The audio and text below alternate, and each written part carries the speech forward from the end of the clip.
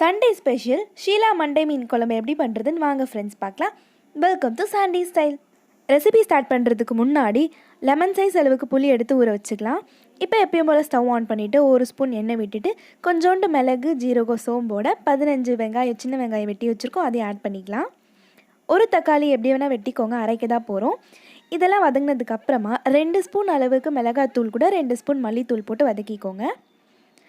So இது வதங்கினதுக்கப்புறமா நம்ம ஃபைன் பேஸ்ட்டை அரைச்சி எடுத்துக்கிட்டோம். மறுபடியும் கடாயில் 2 ஸ்பூன் அளவுக்கு எண்ணெய் விட்டதுக்கப்புறமா கொஞ்சோண்டு வெந்தயத்து கூட 20 சின்ன வெங்காயமும் 10 பல்லு பூண்டியும் சேர்த்து நல்லா வதக்கிக்கலாம். இது நல்லா வதங்கினதுக்கப்புறமா அரைச்சி வச்சுருக்க பேஸ்ட்டை நம்ம சேர்த்துக்க போகிறோம். மீதமாக இருக்க பேஸ்ட்டில் தண்ணி ஊற்றி அதையும் இது கூட ஆட் பண்ணிவிடுங்க.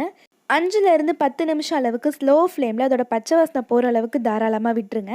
நல்லா பச்சை வாசனை போனதுக்கப்புறமா நம்ம ஊற வச்சுருக்க புளியை நல்லா கரைச்சி வடிகட்டி இது கூட சேர்த்துக்க போகிறோம்.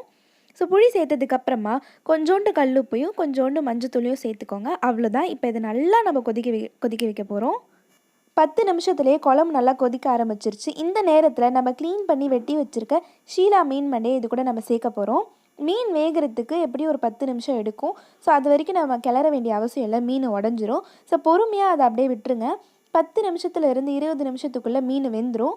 மீன் குழம்போடு சேர்ந்து சுண்டி நல்லா வாசம் வர ஆரம்பிச்சிருச்சு. இப்போ ஸ்டவ் ஆஃப் பண்ணிட்டோம் அப்படின்னா நம்மளோட மண்டே மீன் குழம்பு ரெடி ஆகிடுச்சு. நாங்கள் சண்டேக்கு இதை பிளேட் பண்ணிட்டோம். நீங்களும் இதை ட்ரை பண்ணிவிட்டு எப்படி வந்திருக்குன்றதை மறக்காமல் கமெண்ட் பண்ணுங்கள். பிடிச்சிருந்தா லைக் பண்ணிவிட்டு கண்டிப்பாக சப்ஸ்கிரைப் பண்ணிவிடுங்க.